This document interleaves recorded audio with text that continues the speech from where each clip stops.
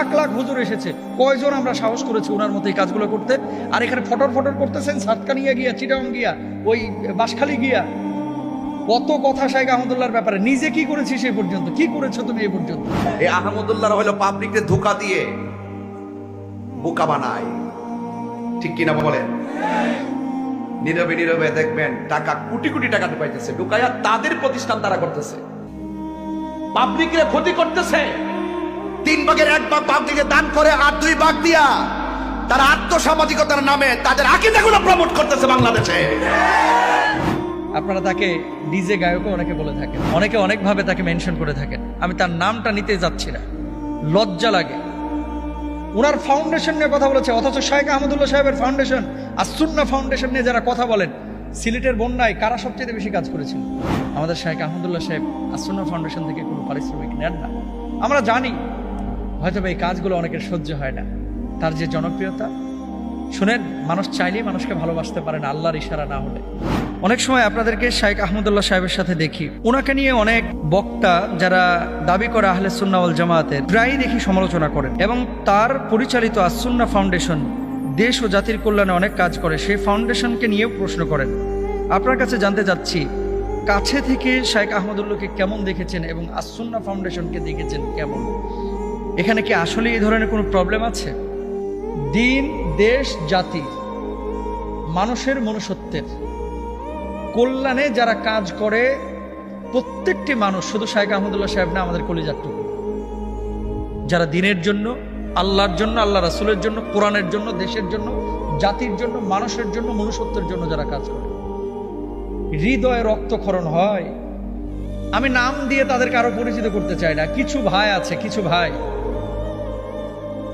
মানে ওয়াজের মঞ্চে উঠে আরেকজনের গীবত পরনিন্দা করার জন্য, সমালোচনা করার জন্য। এই কমিটিদেরও দোষ আছে। আপনি যে 50,000 টাকা দিয়ে নিয়ে গেছেন কি গীবত করার জন্য, গীবত শোনার জন্য? কোরআন হাদিসের কি আয়াত নাই, আলোচনা নাই, তাফসীর নাই? যখন শাইখ আহমদুল্লাহ সাহেবকে নিয়ে কথা বলতেছেন, ব্যক্তি শাইখ আহমদুল্লাহকে নিয়ে আমার কোনো সে নাই, বক্তব্য নাই, কিন্তু তিনি যে কাজগুলো করেছেন, এই কাজগুলো সারা বাংলাদেশ কেন, আমরা এত দেশ সফর করেছি, আলহামদুলিল্লাহ কোনো জায়গায় ওনার ব্যাপারে এরকম সমালোচনা শুনিনি।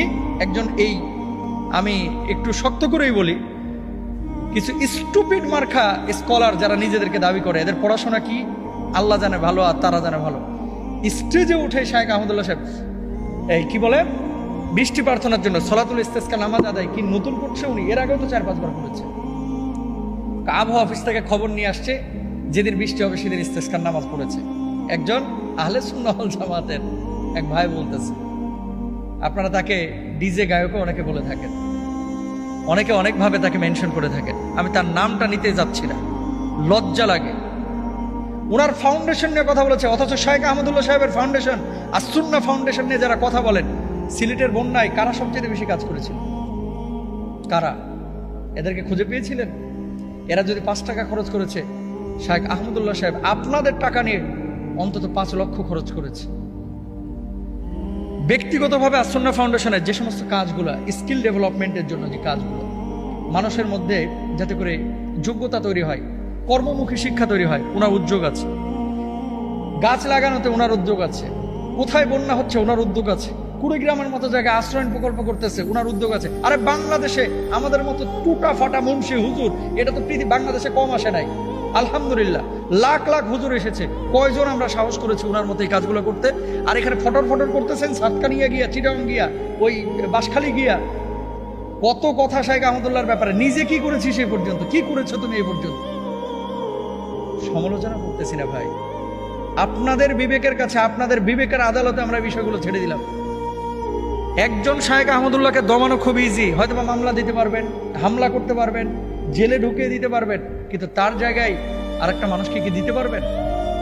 একটু নিজের বিবেককে জিজ্ঞেস করেন তো, নিজের বিবেককে জিজ্ঞেস করেন। যে 5 লক্ষ মানুষ গত 2 বছরে জাকাতের অর্থ তার থেকে পেয়েছেন, বা এই যে রিক্সা কিনে দেন, ভ্যান কিনে দেন, আমার পরিচিত প্রায় 5-7 জন রাজশাহীতে আমি চিনি, যে মানুষগুলো এই জাকাতের অর্থ নিয়ে আজকে আপনার কেউ দোকানদারি করতেছে, কেউ জুতার দোকান দিয়েছে, কেউ মুদির দোকান দিয়েছে, কেউ ছাগল কিনে সেই ছাগলের বাচ্চা হয়েছে, সেখান থেকে আবার বাচ্চা বিক্রি করে কিছু টাকা পয়সা পেয়ে নিজে আস্তে আস্তে আস্তে আস্তে উঠার দাঁড়ানোর চেষ্টা করতেছে। আমি জিজ্ঞেস করেছিলাম আসুন্না ফাউন্ডেশন থেকে, শেখ আপনি কোনো পারিশ্রমিক নেন কিনা? শেখ জবাব দিয়েছিলেন, আচ্ছা নিজ সন্তানের জন্য বাপ মা কেমন মেহনত করে, আপনি আপনার সন্তানের জন্য কেমন মেহনত করেন? হুজুর অনেক মেহনত, সন্তানের জন্য নিজে একটু ভালো খাই না, সন্তানের জন্য আমি দেরিতে ঘুমাই, সন্তানের ভালোর জন্যই তো আমি হাড় ভাঙা পরিশ্রম করছি। কোনো বাবা কি সন্তানের পেছনে মেহনত করার পরে সন্তানের কাছে টাকা চায় যে ভাই এই বাবা, ও সন্তান তুমি আমার পারিশ্রমিক দাও, সারাদিন তোমার জন্য আমি খাটাখাটি করেছি? কোনো বাবা তো তার সন্তানের কাছে পারিশ্রমিক চায় না। আমাদের শাইখ আহমদুল্লাহ সাহেব আসুন্না ফাউন্ডেশন থেকে কোনো পারিশ্রমিক নেন না। আমরা জানি হয়তো এই কাজগুলো অনেকের সহ্য হয় না, তার যে জনপ্রিয়তা, শুনেন মানুষ চাইলেই মানুষকে ভালোবাসতে পারে না আল্লাহর ইশারা না হলে। উনি যে কি কাজ করেছেন এটা আল্লাহ তাআলা দেখেছেন, এবং কি কাজ করছেন আমরা চাই আল্লাহ সুবহানাহু ওয়া তাআলা তার হায়াতে রিজকে আরো বারাকা দান করুক। কারণ এরকম 10 জন শাইখ আহমদুল্লাহ থাকলে গোটা বাংলাদেশে আলেমদের সম্পর্কে মানুষের ধারণাই চেঞ্জ হয়ে যাবে। উনি যে কাজগুলো করেন আপনি যান, কত কাজ তার সামনে যখন আমরা যাই নিঃস্ব ফকির মনে হয়, শূন্য মনে হয়। উনি কত কাজ করে আর আমরা কি কাজ করতেছি। আল্লাহ তাআলা ওই ধরনের কাজ যার থেকে নেন এমনি এমনি নেন না। সুতরাং সমালোচনা করা সহজ, কাজ করা অনেক কঠিন। ওই জায়গাটায় যান, সমালোচনা করা অনেক সহজ। আর উনার যে ফাউন্ডেশন নিয়ে এত কথা আপনারা বলেন, ফাউন্ডেশনে কোন হিসাব আপনি চান? তাদের ওয়েবসাইটে তো প্রত্যেকটা হিসাব দেওয়া, কত টাকা আসলো কত টাকা গেল সব তো ওখানে দেওয়া। আর আপনি মনে করেন না যে যেন তেন ভাবে যাচাই বাছাই করা হয়? গোয়েন্দা নজরদারি কি ফাউন্ডেশনের প্রতি নাই? এটা কি যেন তেন ফাউন্ডেশন?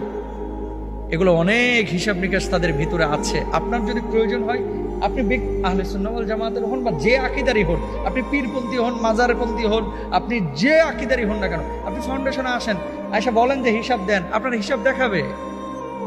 ওপেন করা আছে, শুধু আপনাকে গোপনে দেখাবে না ভাই, ওপেন দেখাবে। আমরা চাইলেও আমাদেরকে দেখায়, একজন শ্রোতা চাইলেও তাদেরকে দেখানো হয় ফাউন্ডেশনের হিসাব নিকাশ।